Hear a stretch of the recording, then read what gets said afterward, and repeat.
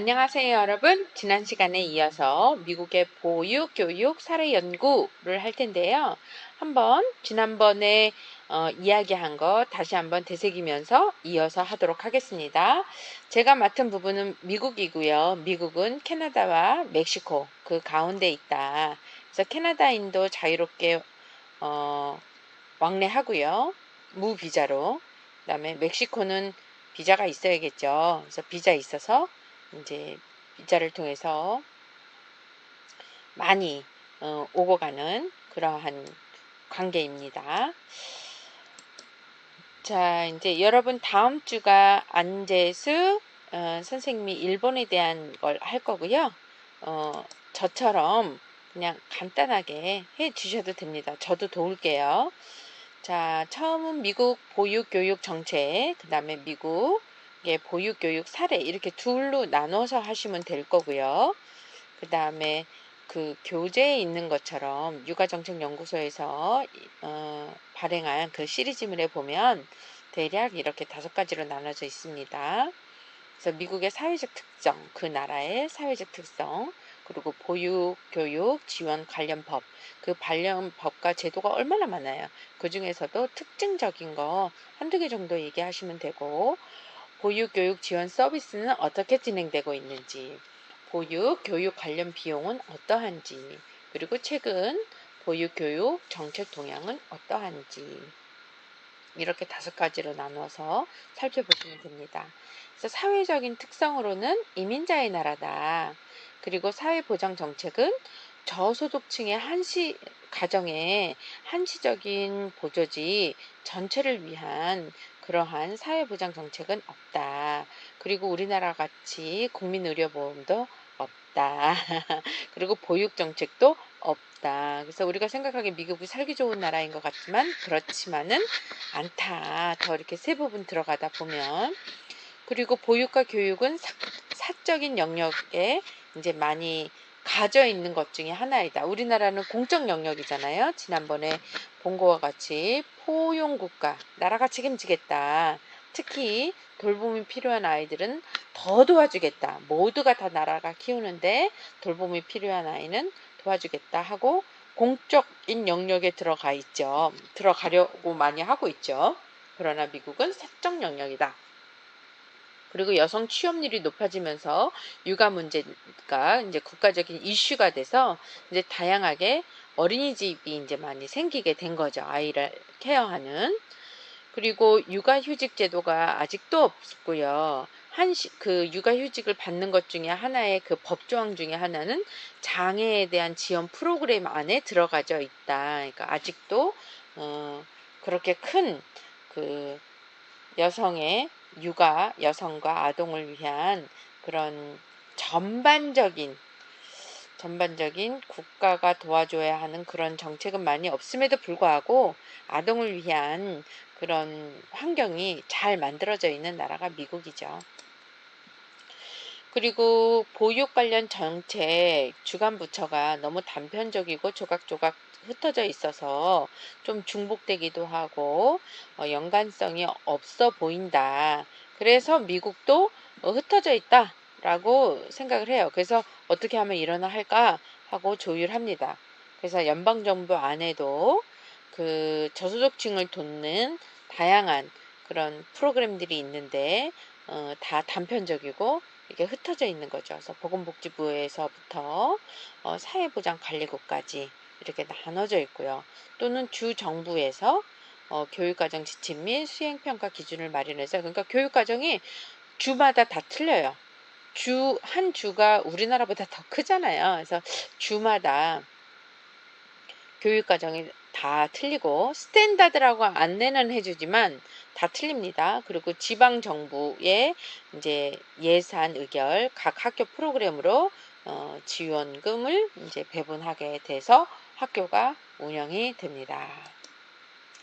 가장 중요한 법은요, 미국 교육 개혁법이에요. 그래서 미국에서 보육과 교육의 가장 큰 이슈가 됐던 것은 미국 교육 개혁법인데요. 그 중에 하나가 이제 거기서 나온 법 중에 연계되어서 나온 법 하나가 낙제 학생 방지법. 그러니까 낙오방지법.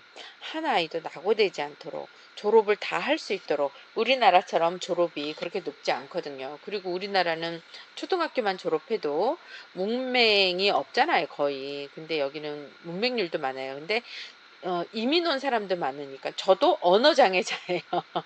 저도 미국에 가면 언어 장애자일 수 있죠. 소통이 능통하지 못하면.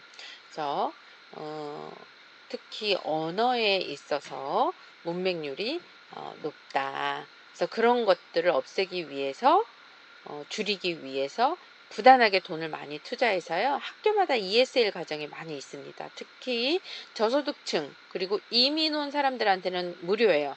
근데 우리가 유학을 가게 되면 그게 어마어마하게 비싼데 이민을 간 사람 거의 무료. 그냥 주차료 정도만 내면 한 달에 한 뭐 15불? 우리나라 15,000원? 주차비? 한 달 주차비가 한 15불 정도 되니까 그 정도만 내면 언어를 이제 배울 수 있죠. ESL 과정에 가서 배울 수 있죠. 그리고 사회보장 제도는 이 사회보장 제도도 제가 뭐라 그랬어요? 저소득층에 한정되어져 있다. 미국 개혁법 국가 차원에서 교육 개혁이 목표인 거죠. 그래서 2000년도에는 이렇게 만들겠다. 그래서 미국은 이렇게 법이 만들어지면 정권이 바뀌어도 쭉 이어지는 게 너무 좀 부럽죠. 트럼프에 와서 조금 이변이 많이 있었죠. 그러니까 예를 들자면 오바마 케어를 이제 자기 이름을 대서 트럼프 케어 뭐 이렇게 바꾸는 그런 것들이 있지만 이렇게 미국 개혁법 하면 1994년도에 됐던 것들을 2000년도의 목표로 치료해서 그것이 계속 이어져서 지금도 미국 교육개혁법 안에 들어가져 있어요. 그래서 아동들의 학업 준비, 특히 유치원에서는 아이들 문해에 관련돼서 수에 관련돼서 그냥 놀자라고만 했었는데 문해와 수를 집중해서 안내할 수 있는 그런 환경들에 대해서 연구들을 많이 하고 현장에서 그런 교육을 많이 하도록 해요. 그래서 지금도 조금 저소득층이 있고 중산층이 있는데도 구몬 같은 것들이 잘 돼요. 구몬 눈높이. 이런 것들이 문해, 수, 그다음에 다문화가 많잖아요. 이민 온 사람들이 많다 보니까 구몬같이 이렇게 디테일하게 쪼개져서 이렇게 세분화되어져서 알파벳 쓰기 하고 단어 쓰기 하고 이런 것들을 좀 많이 이렇게 하려고 하죠. 우리는 이제 그런 거 안 하잖아요. 통문자로 배우기도 하고 놀이를 통해서 배우기도 하고 구몬 눈높이 그런 거 아직도 많이 하나? 그래서 오히려 저소득층에는 그런 학원들이 한국 학원들이 많이 들어와져 있어요.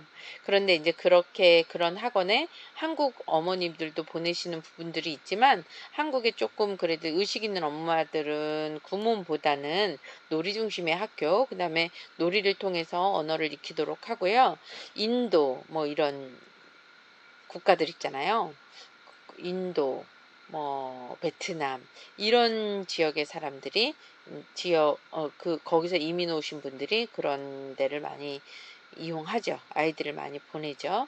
그리고 졸업을 잘 시킬 수 있도록. 예. 그래서 미국 교육법에서 이어져서 이제 낙제 학생 방지법. 그래서 NCLP 4대 원칙이라고 하고요.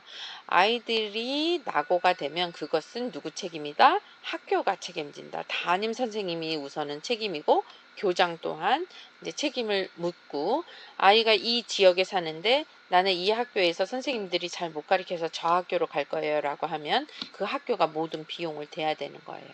그 정도로. 그리고 아이가 성적이 너무 안 좋고 낙오가 되어졌다면 그 평가를 해서 그 학교가 문을 닫기도 합니다.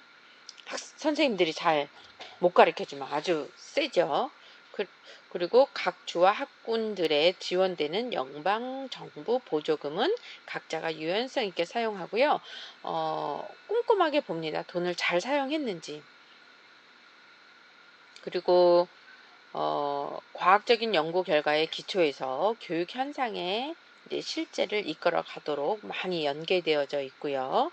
그래서 이론이 만들어지면 이것이 효과가 있다라고 하면 그 효과 있는 프로그램이 각 주에 오게 되고 또는 그 주에서 각 그 지방에 가져서 교육을 할 수 있도록 현장에 실제를 할 수 있도록 그렇게 연계되어져 있습니다.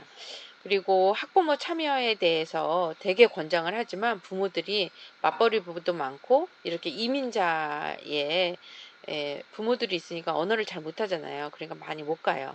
그러니까 꼭 통역을 두기도 합니다. 한국은 있어요. 자원봉사 하시는 분들도 있고 그렇게 발런티어를 하면 교사의 TO들이 있으니까 또는 언어가 되신 분들은 영어가 어느 정도 되시는 분들은 발런티어 많이 하죠. 그래서 그 발런티어를 통해서 보조교사도 이제 그런 기회, 잡을 얻게 되는, 직업을 얻게 되는 기회가 됩니다. 그래서 낙오방지법 때문에 연간 학업 성취 향상 기준을 설정을 해놨어요. 그래서 우리 평가 인증제에서 아이들 발달 체크리스트 하는 것처럼 그 헤드스타트에서 학습의 기준을 주죠. 그래서 지식적인 면, 기술적인 측면 등 그러한 것들을 이렇게 체크할 수 있는 향상됐는지, 더 해야 되는지, 노력해야 되는지, 또는 뛰어난지 이런 것들을 평가할 수 있는 기준을 100가지 지표를 만들어서 선생님들이 그걸 체크하고 이제 그런 것들이 그 학교를 평가하는 거죠. 그리고 자격을 갖추지 않은 교사들도 많았는데 이제 자격을 갖춘 양질의 교사를 채용하도록 이제 하고 읽기와 문해 교육, 읽고 쓰기를 문해라고 하죠. 읽고 쓰고 이런 교육들을 강화하고 있다. 그리고 이제 사회보장제도로서 개인의 책임 및 근로기회 조정법이 있어서 이제 최장 수혜기간 저소득층들에게 이제 한시적으로 지원을 하는데요. 수혜 과정은 2년이 지난 후부터 공공기관에서 일을 해야 된다. 보육 지원 서비스를 보면 특히 저소득, 장애아, 소수민족 및 이중언어들에게 이제 집중되어져 있는데요. 0~3세를 위한 것도 저소득층에만 있고 보편적인 지원은 하지 않습니다. 가정의 돌봄은 다 그 사적 영역으로 생각을 해가지고요. 돌봐요. 그러니까 중산층들은 갈등을 해요. 내가 나가서 아이를 맡기는 게 나을런지 내가 애가 키울런지 페이를 그 정도 못 받으면 아이를 맡기는 비용이 더 많기 때문에 여성이 일을 갖기가 힘들고 또는 아빠가 일을 안 가질 경우도 많아요. 더 합리적이야. 아빠가 벌이가 더 작다면 오히려 그걸 부끄러워하지 않고 아빠가 집에 있는 그런 분들도 많습니다. 그리고 저소득층에 있어서는 조기 헤드스타트 프로그램, 0~3세는 뭐라고요? 조기 헤드스타트 프로그램. 일반은 다 가정이 부담하는 거고요. 만 3세 아동을 위한 프로그램은 이제 저소득 헤드스타트 프로그램에 이제 되고요. 부분적으로 정부 지원 프리케이가 공립, 사립에 있습니다. 그리고 이제 한 3~4세부터는 만 3~4세부터는 이제 교회 부설에서 이제 이런 것들을 하죠. 그리고 5세서부터 8세는 이제 공립초등학교 안에 들어가는 거예요. 프리케이는 킨더가르턴이거든요. 그래서 공립학교의 유치원서부터 이제 12학년이라고 한다면 고등학교 우리말로 하면 고등학교 이제 3학년인 거죠. 근데 거기는 이제 5~4~4제예요. 5~4~4. 그러니까 4학년, 4학년 이렇게 올라가거든요. 그래서 12학년제. 그리고 보육 지원 인력은 공립학교는 최소한 4년제 대학 학위가 있어야 돼요. 전공에 상관없이. 그리고 그러니까 전공에 상관없이 막 미술도 가르치고 이것도 가르치다 보니까 그 질은 떨어지죠. 예. 근데 사립의 경우에는 조금 더, 그러니까 사립의 경우에도 좀 이렇게 그레이드가 좀 달라요. 그 사립의 경우에 돈을 많이 내는 곳은 정말 좋은 선생님들이 있고 돈을 저렴하게 내는 곳에서 있어서는 조금 아까 얘기했잖아요. 헬퍼로서 일을 하다가 교사가 되기도 하고 막 이래요. 그래서 사립의 경우에는 특히 유아교육 전문가 인증협회의 소정의 훈련을 받아서 이제 교사도 될 수 있다. 교육과정은 학문 중심, 놀이 중심, 창의성 중심, 미술활동 중심, 단원 중심, 프로젝트 교육과정 다 사용할 수 있어요. 일관적인 프로그램이 없어요. 거기 교장이 어떻게 내가 여기를 이끌어 가겠냐 하면 되고요. 몬테소리가 좀 좋은 측에 속해요. 우리는 몬테소리가 좀 그래도 유행이 지났잖아요. 근데 거기는 몬테소리가 조금 더, 좀 몬테소리가 교구들도 교구 자체가 비싸니까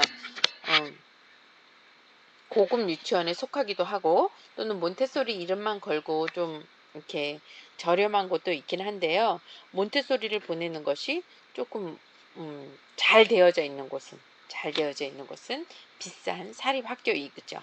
그래서 다 학문 중심, 놀이 중심, 창의성 중심, 미술활동 중심, 단원 중심, 프로젝트 교육과정, 이 모든 교육과정들을 하고 있고, 특히 전미 유아교육협회에서 이 정도는 알고 계셔야 돼요. 유아를 다루는 우리 원장님이나 선생님들은 전미 유아교육협회. 그래서 이제 대학생들도 그렇고 대학원생들도 그렇고 이제 여름에 방학 시즌에 하거든요. 그래서 NAEYC에서 교사 연수회를 해요. 그래서 우리나라 학회, 근데 학회는 발표만 하고 끝나잖아요. 연구 논문 발표만 하고 끝나잖아요. 여기는 연구 논문 발표뿐만 아니라 워크숍을 해요. 그래서 그때 뭐 노래도 배우고 많은 회사들이 옵니다. 유아 용품에 많은 회사들이 와서 우리 같으면 유아교육 박람회와 학술전이 같이 이루어진다라고 생각해요. 하시면 돼요. 그래서 각 주에서 와서 일주일 동안 거기서 숙식하면서, 막 멀리서 오니까, 비행기 타고 오니까 숙식하면서 이제 거기서 이제 유아교육에 대한 그런 정보를 나누고, 또는 그런 회사들, 용품 회사들을 통해서 교구를 구매하기도 하고, 새로운 교구들이 어떻게 나왔는지 이제 연장되기도 합니다. 그리고 미국의 육아 관련 이제 비용 지원에 있어서는 저소득 자녀의 경우에는 아주 많은 지원이 있어요. 저소득층. 그리고 소득에 따라서 교육비를 세금 공제해요. 그래서 이제 매번 세금 보고를 하죠. 우리도 세금 보고 하잖아요. 그래서 그 차등 지원으로 그 소득에 따라서 세금을 공제해주고 환급해주는 그런 제도가 있고요. 그리고 자녀 양육비 지불 의무에 대한 제도적 장치가 있어서 이혼이거나 또는 미혼, 결혼을 하지 않았는데 아기가 있어, 미혼모 아기가 있어 라면 상대방한테 육아 그 자녀 양육비를 보조하도록 강제적 조항이 있어요. 그래서 돈을 내야 되고 뭐 일주일에 한 번씩은 꼭 아이를 보러 가야 되고, 이런 것들이 아주 엄격하게 되어 있어서 이혼을 했지만 이혼한 아빠가 이제 그 아이를 일주일에 한 번은 꼭 보고 놀이공원 데리고 가고 놀이하고 이제 이렇습니다. 그리고 육아 지원 서비스에 대한 재정 지원은 연방정부의 보건복지부에서 이제 지원하죠. 특히 헤드스타트를 통해서, 그리고 보육 발전 기금을 통해서 바우처 형태로 주고요. 도움이 필요한 가정에 대한 한시적 프로그램, 사회적 서비스 지원금 등 이런 것들로 이제 지원이 됩니다. 그리고 이런 이제 교육부에서의 지원은 대부분 저소득층과 이제 장애아를 위한 프로그램, 유아교사 전문성 개발 프로그램, 공립유치원 및 초등학교 이제 재정 지원 이런 것들이 있는데요. 여기서는 이제 내가 장애아라는 말을 썼는데, 이제 미국에서는 이제 쓰지 말아야 할 표현으로서 핸디캡, 그리고 장애, 디스블리드, 예, 그러니까 장애라는 말을 쓰지 말자. 이것마저도 차별이다. 그래서 어떻게? 좀 힘든 그런 그런 거죠. 내가 하지 못하는 것이 있는 학생으로 불러라는 거지. 오히려 장애가 먼저 나오지 말고 학생이야 얘는. 근데 어떤 학생이냐면 좀 특별한 요구가 필요한 학생이야. 그리고 특별한 요구가 필요한 사람이야. 이렇게 얘기를 하자라는 거죠. 예. 장애라는 말도 오히려 차별이다. 그래서 좀 우리가 앞서가요. 그래서 우리나라도 그 장애우도 아닌 것 같아. 그래서 오히려 우리가 비장애인인 거죠. 오히려 우리가 비장애인인 것처럼 용어에 대한 우리가 그냥 사용하는 용어이지만 저 사람이 어떤 용어를 쓰느냐에 따라서 여성을 차별하는 그러한 가치관, 세계관을 갖고 있는지 우리가 알잖아요. 그런 것처럼 우리가 그냥 쓰고 있는 장애아라는 말도 한 번 더 이렇게 의식 있는 사람들을 통해서 우리나라도 좀 한 번 더 업데이트 될 필요가 있다라는 생각이 들어요. 그래서 핸디캡 이런 말은 이제 사용하지 않도록, 장애라는 말도 좀 사용하지 않도록, 특별한 요구가 필요한 아이, 요구가 조금 더 필요한 사람, 뭐 이렇게 어 아직 용어가 명확하게 우리나라 말로 번역된 게 없으니까 그냥 직역하자면 그런 거죠. 예. 그래서 미국 최근 보육 교육 정책의 동향을 보면 시스템을 통합하려고 하는, 각각 다 분류된 것이 아니라 시스템을 통합하려고 하는 인식과 노력을 하고 있고요. 그래서 아동 및 가족 관련 통합적 자료 수집 체계를 수립하고, 그것은 인구 동향, 가족 및 사회적 환경, 경제적 상황, 건강 관리, 물리적 환경 및 안전, 교육, 건강, 이런 것들을 이제 자료를 수집하고 체계적으로 하려고 합니다. 그리고 유아교육 정책에 관한 정부 부처 간 협력 체계를 이제 수립을 해서, 특히 헤드스타트 프로그램을 강화해서 관계 부처 간 협력 및 조정이 있습니다. 주 정부 지원 프리케이 프로그램이 전국적으로 확산되고 있다. 그래서 적어도 유치원 시기, 프리케이 유치원 시기만큼은 주 정부가 무상으로 지원하고요. 어린이집에 오거나, 프리케이는 거의 다 무상이죠. 공립이 많이 세워졌으니까. 그래서 주 정부가 지원하고 있다. 그래서 미국의 유아 보육 교육 사이트에 참고하실 만한 것은 NAEYC.org 제가 링크했어요. 그래서 이런데 꼭 가입해 두시고요. 기회가 되시면 335 갔다 오세요. 한번. 영어 잘 듣지 못해도 통역기도 있기도 하고요. 또 어떤 그 챕터에서는 통역기가 있습니다. 통역을 해주기도 하고요. 이 안에서 어떻게 아이들을 가르치는지, 안내하는지 상세하게 다 나와져 있습니다. 이거는 유아 시기의 아이고요. 이거는 0 to 3 어린이집 원장 선생님, 우리 여기 다 해당되잖아요. 어린이집 원장 선생님 0, 3세 아동은 0, 0 to 3, 0에서부터 3세예요. 그래서 그 가족과 그의 가족, 영아 또는 임산부까지도 다 이제 교육하고 지도하고 안내하려고 하는 거죠. 여기도 똑같이 연수가 있습니다. 그래서 특히 여기 연수에는 헤드스타트 프로그램 선생님들 많이 참석하시고요. 또 따로 우리처럼 여러분 가정 어린이집, 미국에도 가정 어린이집 있습니다. 그래서 그 가정 어린이집 원장 선생님과 종사자들이 가서 이제 여기서 교육을 받죠. 그래서 아주 굉장히 활성화되어 있는 프로그램이에요. 그러니까 어린이집 원장님이 제로 투 쓰리 프로그램을 모른다? 그러면 안 돼요. 이제는 들어가서 보시면 되고요. 기회가 되면 이 안에 프로그램들도 제가 안내해 드리도록 하겠습니다. 조기 학습, 그쵸? 조기 발달과 웰빙, 건강, 그 다음에 조기 학습 어떻게 해야 되는 건지, 러닝, 부모 교육, 뭐 정책에 관한 그런 거고요. 꼭 들어와서 한번 구경해 보세요.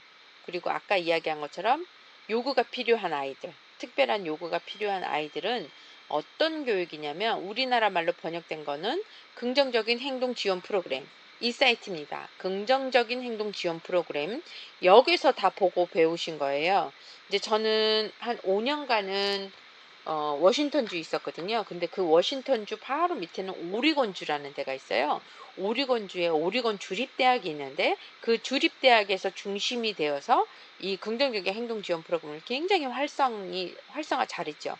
그래서 대부분 이런 특수교육 이런 것들을 이렇게 보면, 특수교육 그 번역책들을 보면 이대나 이제 그런 특수교육학과들이 오리건 대학에 많이 가서 여기서 그 학생 번역서들을 보면 거기서 이제 석박하신 분들이 많이 썼죠. 그래서 긍정적인 행동 지원 프로그램. 이 안에 모든 재료들이 다 있어요. 트레이닝 앤 여기 있잖아요. 여기 들어가셔 보면 아주 모든 그 자료들이 아주 친절하게 다 되어 있습니다. 다시요.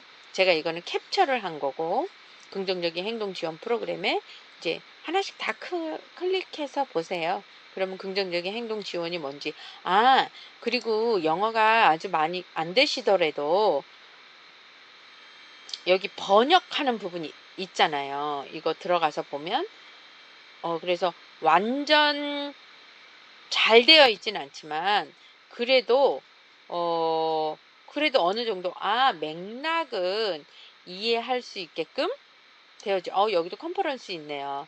컨퍼런스 가서 이제 보시기도 하고 PBS 과정은 어떠한지, 커리큘럼은 어떠한지, 모든 자료 다 다운받을 수 있어요. 무료로 다운로드 받으실 수 있고요. 예, 어느 지역에 어떻게 되어져 있는지 아주 구체적으로 잘 나와져 있습니다. 특별한 요구가 필요한 아이들 긍정적인 행동 지원 프로그램. 그래서 이 대표적인 것은 석사 수준의 우리 선생님들이라면 꼭 알고 있어야 하는 사이트입니다. 자, 이제 미국의 보육교육 사례를 어떤 걸 들으면 좋을까? 그래서 영상으로 되어져 있는 거는 저는 안 할 거고, 이제 특별하게 요거는 같이 봤으면 좋겠다 하는 거는 제가 영상도 캡처해서 올려놓을 텐데요. 저는 좀 시사되는 뉴스를 통해서 여러분들이 보육교육 사례를 알 수 있게끔 저는 풀어봤어요. 자, 첫 번째로는 훌륭한 유치원 교사의 연봉은 한 얼마를 책정하는 것이 좋을까? 유아교육이 너무 중요하다고 생각을 해서 제일 좋은 선생님이 가야 한다라는 거죠. 오히려 대학 교수보다 더 좋은 선생님이 가야 하는 곳은 유치원이라는 거죠. 그래서 훌륭한 유치원 교사의 연봉은 여러분들은 얼마인 것 같아요? 한번 알아맞혀 보세요. 약 1억, 2억, 3억, 4억. 따단! 좋은 대학, 좋은 유치원은 미래에 우리 아이들이 미래의 소득이 더 많은 영향을 미치는, 그러니까 좋은 대학, 좋은 유치원, 이 둘 중에 미래에 어디가 더 영향을 미칠까? 좋은 대학이 우리 아이들에게 더 자기 직업과 더 많이 벌 수 있는 직업을 주나, 좋은 유치원이 더 좋은 대학을 갈 수 있게끔 해주고 더 좋은 직업을 갖게끔 하나. 그래서 아이의 미래의 소득에 더 많은 영향을 미치는 교육기관은 여러분은 어디라고 생각하세요? 대학이라고 생각하세요? 유치원이라고 생각하세요? 미래의 소득에 더 많은 영향을 미치는 교육기관. 그래서 하버드대 라즈 채트라는 교수가 연구를 했습니다. 그래서 어떤 연구를 했냐면요. 유치원생 아이들을 연구했어요. 80년대에 그 유치원에 다녔던 그 아이들을 연구를 한 거예요. 그래서 한 12,000명의 아동을 다 추격해서 조사를 한 거죠. 그래서 20년 후 27살이 된 아이들의 소득 격차를 본 거예요.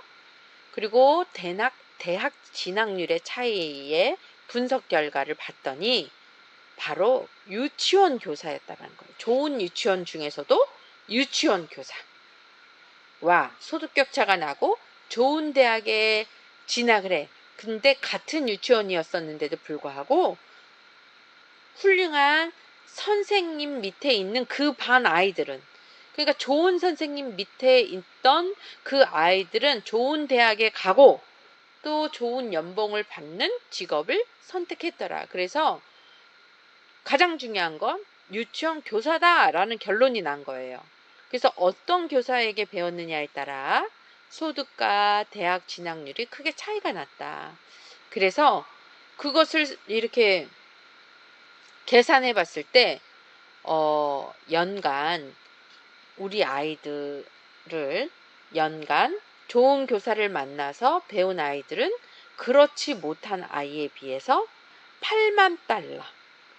8만 달러 하면 뭐 쉽게 얘기하면 8천만 원, 9천만 원, 거의 1억의 차이가 난다라는 거죠.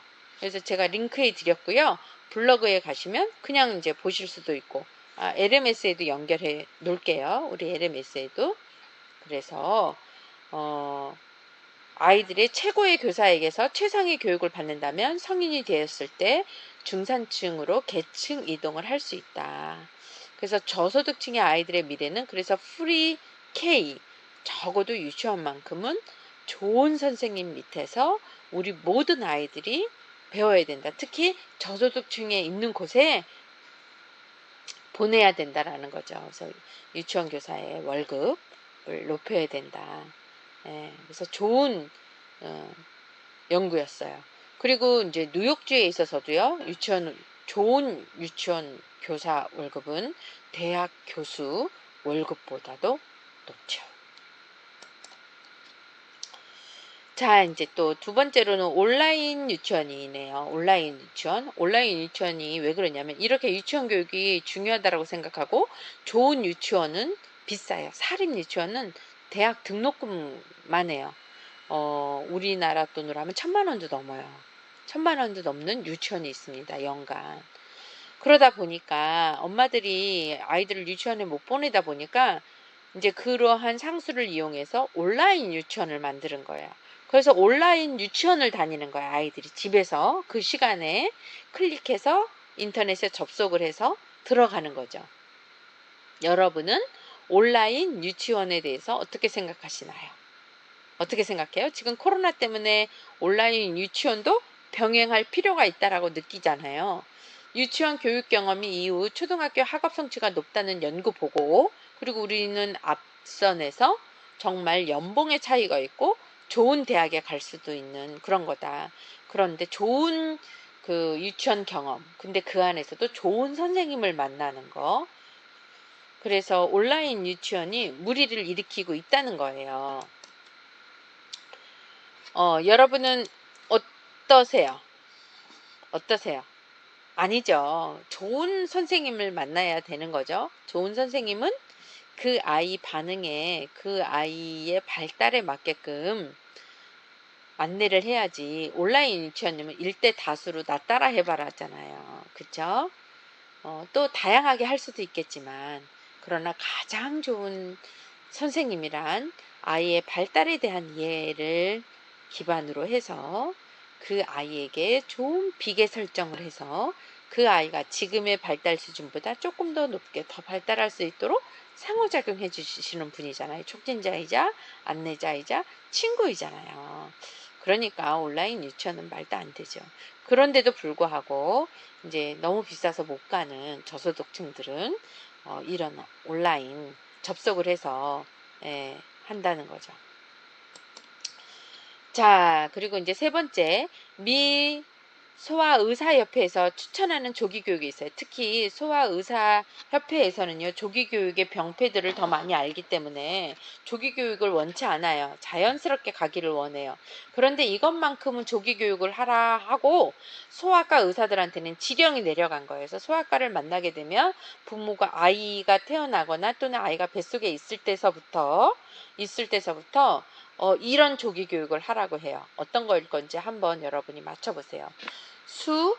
세기교육, 1, 2, 3, 4 수세기교육, 책 읽어주기 교육, 음악 듣는 거, 음악교육, 미술교육. 여러분은 뭐라고 생각하세요? 네. 소아 과학회 의사들은 조기 교육의 부정적인 시각인데 태어나면서부터 이거는 시작해라. 우리는 태교에서부터 합니다. 대한민국은 뭐예요? 책 읽어주기. 그래서 조기 교육 하라고 하는 그 이례적인 발표를 했다. 그래서 갓 태어난 아기에도 책을 읽어줘야 된다.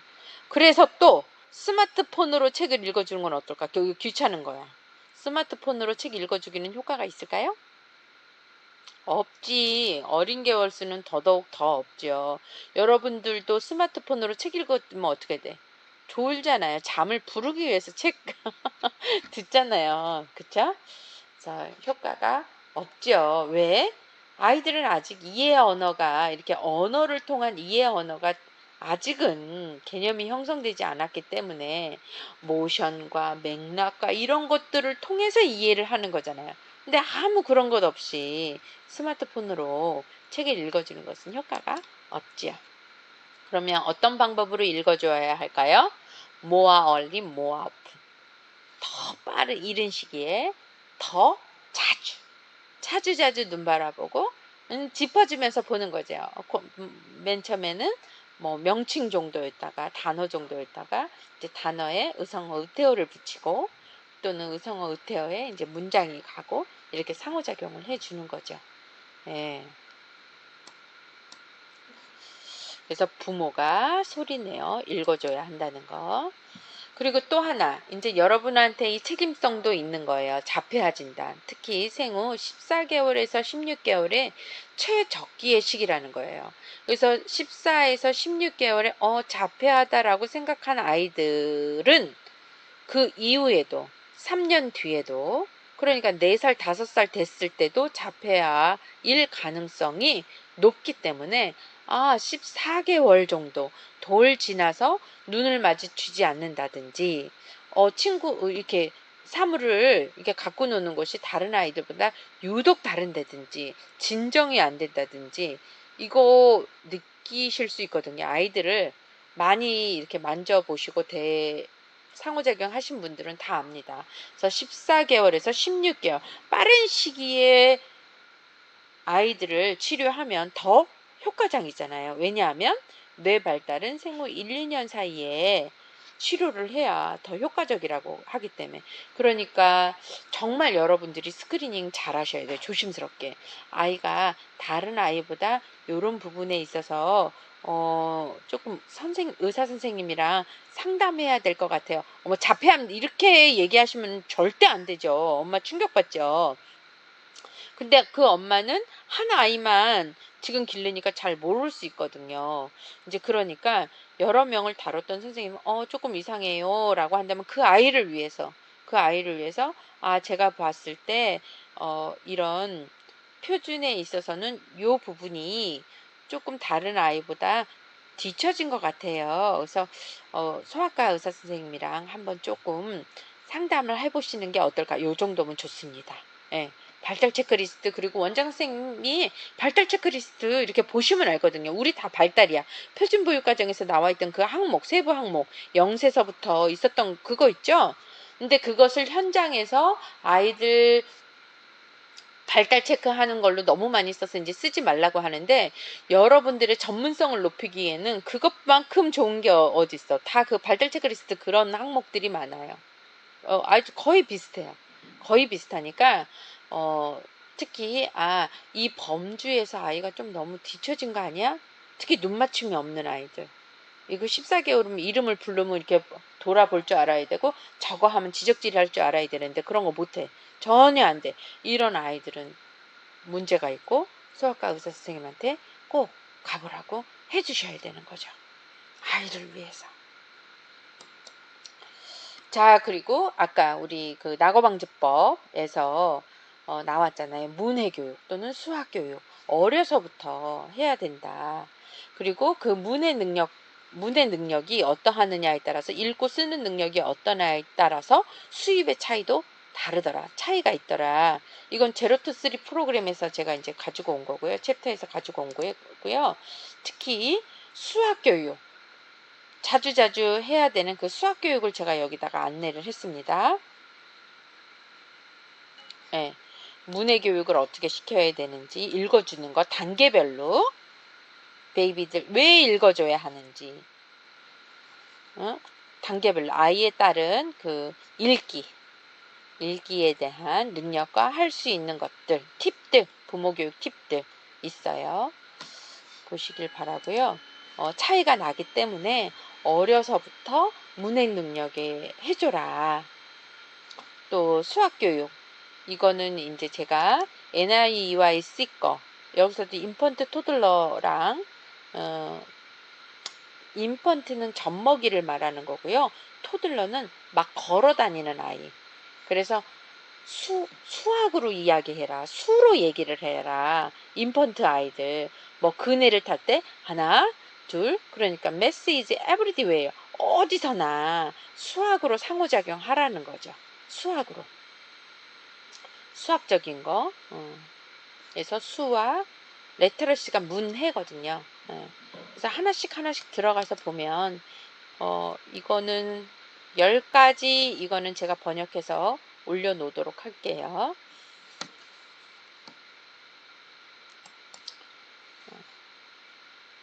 이렇게 들어오셔서 이제 보시면 되고. 자, 이제 문제.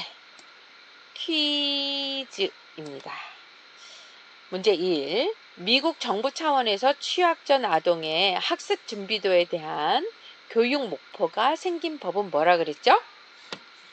1번 미국 교육개혁법, 2번 낙제 학생 방지법, 3번 개인 책임 및 근로기회 조정법, 4번 사회보장제도. 뭐죠?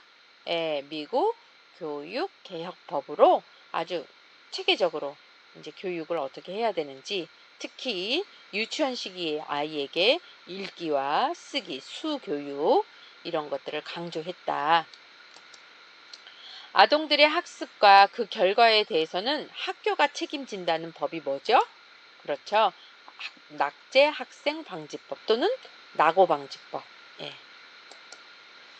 3번 저소득 가정의 아동의 취학 준비를 목적으로 하는 아동 중심 프로그램을 뭐라 그러 하죠? 저소득 가정의 아동의 취학을 준비하는 목적으로 하는 아동 중심 프로그램. 헤드스타트죠. 근데 이 헤드스타트가 0-3세 프로그램은 뭐라 그랬죠? 조기, early 헤드스타트, 조기 헤드스타트 프로그램이었죠. 문제 4. 미국의 0-3세 프로그램 사이트 뭐라 그랬죠? 0-3세 답이 다 있죠? 0, 2, 3 .org죠. 전미 유아교육 협회의 약자는 뭐죠?